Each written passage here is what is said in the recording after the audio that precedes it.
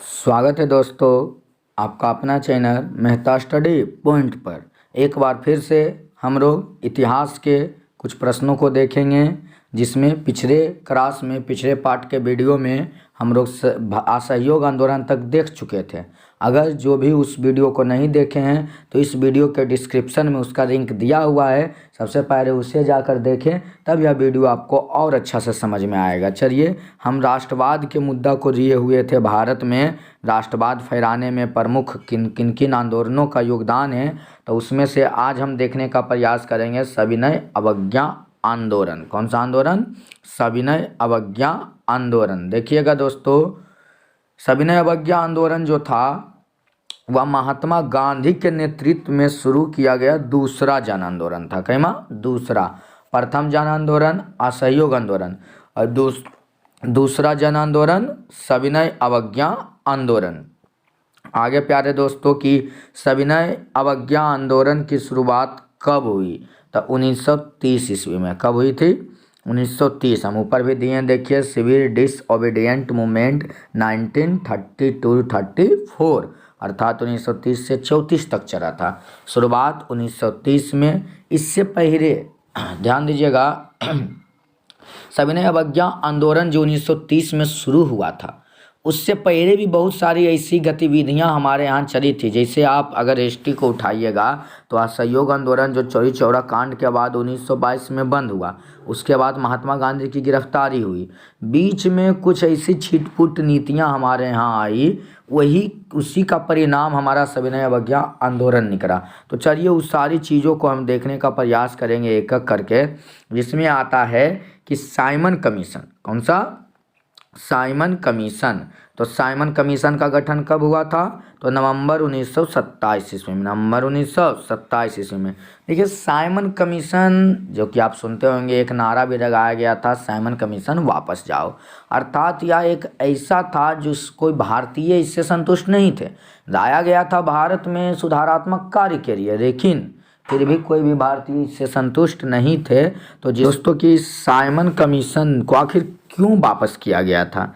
तो इसका कारण था कि साइमन कमीशन में जो सदस्य थे, वह सदस्य की संख्या तो 7 था, लेकिन सातों सदस्य साइमन कमीशन का 7 सदस्य अंग्रेज थे। 7 सदस्य क्या थे? अंग्रेज थे। साइमन कमीशन के सभी सदस्य अंग्रेज थे, इसीलिए उसको वापस किया गया था। आगे देखिए कि साइमन कमीशन के अध्यक्ष कौन थे? तो सर जॉन साइमन, इन्हीं के नाम पर रखाया गया था, साइमन कमीशन नाम रखा था, सर जॉन साइमन। आगे के साइमन कमीशन बम्बई कब पहुंचा? तो साइमन कमीशन बम्बई पहुंचा था 3 फरवरी 1928 ईस्वी को। 3 फरवरी 1928 ईस्वी को। और जब साइमन कमीशन बम्बई पहुंचा तो वह अपना रिपोर्ट पेश किया था 2 साल बाद, यानी 27 मई 1930 ईस्वी को, यानी 27 मई 1930 ईस्वी। किस प्रकार से किया गया था? उस स्वागत नहीं था, एक तरह का बहिष्कार हम कह सकते हैं। काला झंडा दिखाते हुए कहा गया, नारा लगाया गया, साइमन कमीशन वापस जाओ। काला झंडा दिखाते हुए साइमन कमीशन वापस जाओ का नारा लगाया गया। आगे साइमन कमीशन के भारत आगमन के समय भारत के सचिव उस समय कौन थे? तो सचिव थे लॉर्ड विल्कन-हेड। लॉर्ड विल्कन-हेड। 1928 में, अगला प्रश्न है, 1928 में सर्वदलीय सम्मेलन का आयोजन कहाँ किया गया? तो वह दिल्ली में किया गया था। कहाँ किया गया था? दिल्ली में किया गया था। उसके बाद देखिए, साइमन कमीशन की वापसी के बाद कहा गया, भारतीयों को चैलेंज किया गया कि आप अपना कुछ रिपोर्ट पेश करिए संविधान से रिलेटेड। तो उसमें नेहरू रिपोर्ट पेश किया गया था। कब पेश किया गया था नेहरू रिपोर्ट? तो 1928 ईस्वी में। नेहरू रिपोर्ट कब? 1928 ईस्वी में। अब देखिए, जो नेहरू रिपोर्ट है, उस नेहरू रिपोर्ट के अध्यक्ष कौन है या फिर क्या, उसके बारे में तो देखिएगा कि जो नेहरू रिपोर्ट है, नेहरू रिपोर्ट के अध्यक्ष थे मोतीलाल नेहरू। कौन है? मोतीलाल नेहरू।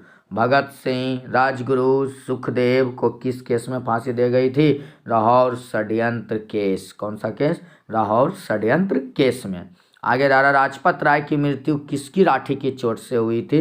तो सैंडर्स ने मारा था। सैंडर्स के चोट के कारण लाला लाजपत राय की मृत्यु हुई थी। कब हुई थी?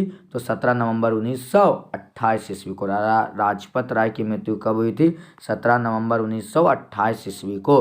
तो वही सैंडर्स जो राणा राजपत राय को मारा था वह भी नहीं बच पाया, उसकी मृत्यु कब हुई थी? राणा राजपत राय की सैंडर्स की मृत्यु कब और किसके द्वारा? तो ध्यान से देखिएगा, इसी का बदला लेने के लिए 27 दिसंबर 1928 ईस्वी में लाहौर रेलवे स्टेशन पर भगत सिंह, सुखदेव एवं राजगुरु के द्वारा यही तीनों साथी जो एक साथ फांसी के फंदा पे भारत माता के लिए लटके थे, उन्हीं के द्वारा सैंडर्स की मृत्यु की गई थी, सैंडर्स की हत्या की गई थी। आगे भगत सिंह को फांसी कब दी गई थी? तो 23 मार्च 1931 ईस्वी को। भगत सिंह को फांसी कब दी गई थी?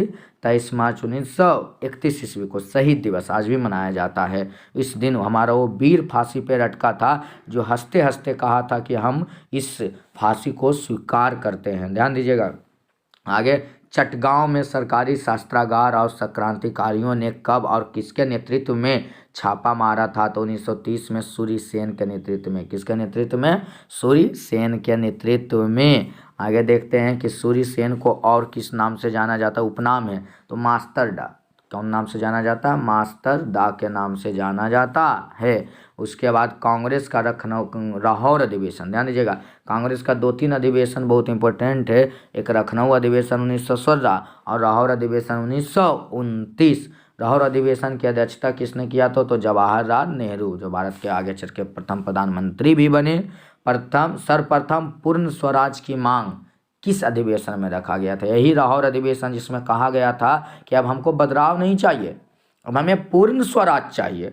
ये मांग रखा गया था 1929 ईस्वी लाहौर अधिवेशन में।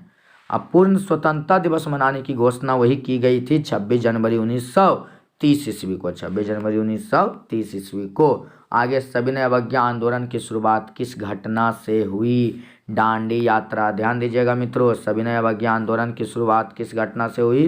तो डांडी यात्रा से हुई। किससे? डांडी यात्रा। अब यहाँ डांडी यात्रा से संबंधित बहुत सारे प्रश्न बनता है इतिहास में। तो डांडी यात्रा का नेतृत्व किसने किया था? तो महात्मा गांधी किए थे। कौन किए थे? महात्मा गांधी।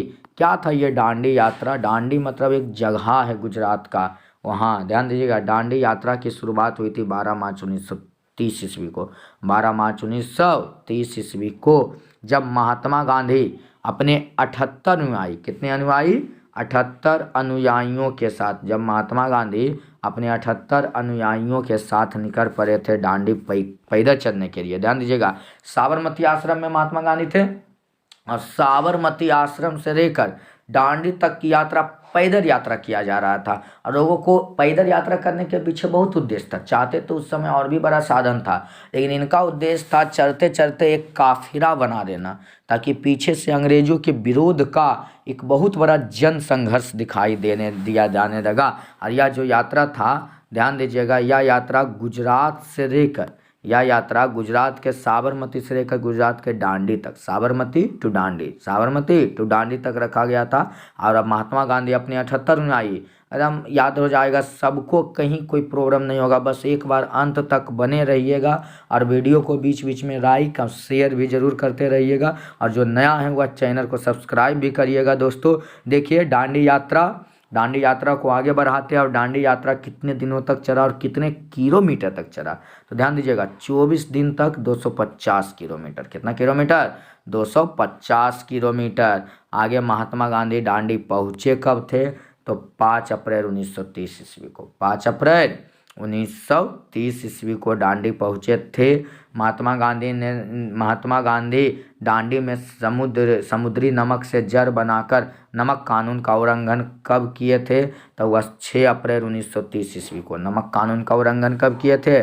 6 अप्रैल 1930 ईस्वी को। उसके बाद देखते हैं बिहार में नमक सत्याग्रह किसके नेतृत्व में हो रही थी? तो बिहार में उस समय नेतृत्व कर रहे थे डॉक्टर राजेंद्र बाबू। हमारे पूरे भारत का प्रथम राष्ट्रपति डॉक्टर राजेंद्र प्रसाद उसका नेतृत्व कर रहे थे। देखिए, ये जो डांडी यात्रा था, इसका उद्देश्य सिर्फ साबरमती से डांडी तक का नहीं था, बल्कि पूरे भारत के स्तर पे इसका उद्देश्य फहराना था महात्मा गांधी का। जिसमें देखिए बिहार, गुजरात, नागालैंड सब जगह में स्टार्ट हुआ। नागालैंड में इसको कर रही थी, इसका नेतृत्व रानी गंडारियू जो थी वह नागालैंड में कर रही थी। और इसी से स्टार्ट हो गया था सविनय अवज्ञा आंदोलन।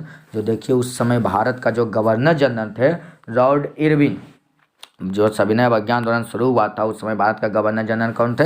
Lord Irwin. और शुरुआत में कुछ समझौता की बात रखा गया था महात्मा गांधी से, लेकिन लॉर्ड इरविन एक्सेप्ट नहीं किए। लेकिन सविनय अवज्ञा आंदोलन की व्यापकता को देखते हुए लॉर्ड इरविन को महात्मा गांधी से समझौता करना पड़ा। और वह जो समझौता हुआ वह कराया गांधी इरविन पैक्ट। क्या कराया दोस्तों? Gandhi Irwin pact. कब हुई थी तो देखिएगा, गांधी इरविन पैक्ट जो कि 5 मार्च 1931 ईस्वी में महात्मा गांधी के द्वारा, महात्मा गांधी और लॉर्ड इरविन दोनों थे उसमें। सविनय अवज्ञा आंदोलन को पूर्ण रूपेण कब समाप्त किया गया? 1934 ईस्वी। ध्यान दीजिएगा, यहाँ अब समझने वाली बात है कि हम पूर्ण रूपेण क्यों लिखें। देखिएगा, एक बार सविनय अवज्ञा आंदोलन बीच में स्थिर हो गया था। जब 1931 में गांधी इरविन पैक्ट हुआ था तो उसको, जो कि दिल्ली समझौता के नाम से भी जाना गया, तो गांधी इरविन पैक्ट के समय गांधी जी से कुछ समझौता कहा गया, बुलाया गया और कहा गया। जब द्वितीय कुर्म सम्मेलन में गए गांधी जी, तो वहाँ भी कहा गया कि आप इस आंदोलन को स्थगित रखिए, आपकी मांगें पूरी होगी। तो इस कारण जब महात्मा गांधी नेतृत्व करता चले गए तो कहीं ना कहीं आंदोलन स्थिर हो गया। पूरा खत्म नहीं हुआ था दोस्तों, स्थिर हुआ था। लेकिन जब दिल्ली समझौता, द्वितीय गोरमेज सम्मेलन, ये सब में गांधी जी की बात नहीं मानी गई, कोई फ़ायदा नहीं दिखा, तो महात्मा गांधी दोबारा आए और उसको फिर से नई तरीका से शुरू करने का प्रयास किए। लेकिन कहा जाता है जो एक बार आंदोलन स्थिर पड़ जाए उसको दोबारा स्थिर करना ज़्यादा कठिन था। तो महात्मा गांधी इसको सही से नहीं कर पाए। परिणामतः 1934 ईस्वी में सविनय अवज्ञा आंदोलन को पूरी तरह क्या कर दिया गया? स्थगित कर दिया गया। देखिए ये समझ में आ गया दोस्तों सविनय अवज्ञा आंदोलन। अब देखते हैं इसका परिणाम क्या निकला। इसका परिणाम, एक सबसे बड़ा परिणाम आता है कि भारत शासन अधिनियम। कौन सा? भारत शासन अधिनियम लाया गया सविनय अवज्ञा आंदोलन के द्वारा। भारत शासन अधिनियम 1935 ईस्वी पारित किया गया। भारत शासन अधिनियम 1935 ईस्वी। और ये जो था भारतीयों में सुधार के लिए एक बहुत बड़ा कदम उठाया गया अंग्रेज सरकार का। तो कि अंग्रेज सरकार अब यह समझ चुकी थी कि अगर भारतीयों में सुधार नहीं करेंगे तो भारतीय अब दम लेने वाले नहीं हैं। इसके अलावा देखिए खुदाई खिदमतगार रार कुर्ती नामक स्वयंसेवी का संगठन किसने किया था? तो वह किए थे खान अब्दुल गफ्फार खान, उसके बाद बादशाह खान या सीमांत गांधी के नाम से किन्हें जाना जाता है? तो इन्हीं खान अब्दुल गफ्फार खान को। चलिए, तो आज हमने देखा पूरा सविनय अवज्ञा आंदोलन को विस्तार पूर्वक। इससे संबंधित जितना प्रश्न बनता है दोस्तों सारा आपको हम बता दिए हैं। आप इसका एक बार फिर से इस वीडियो को, एक बार नहीं 2 बार 3 बार आप इसको देखिए, जहां प्रॉब्लम हो उसको फिर से देखिए। और अगर वीडियो अच्छा लगे तो वीडियो को लाइक करिए, शेयर करिए अपने दोस्तों के साथ। अगर कोई नए हैं तो हमारे चैनल मेहता स्टडी पॉइंट को सब्सक्राइब भी करिए। और इस तरीक़ा से हम आगे फिर आपका इसका पार्ट 3 लेकर आएंगे, जिसमें बिहार किसान आंदोलन, जो कि कर का हमारा होमवर्क रहेगा दोस्तों।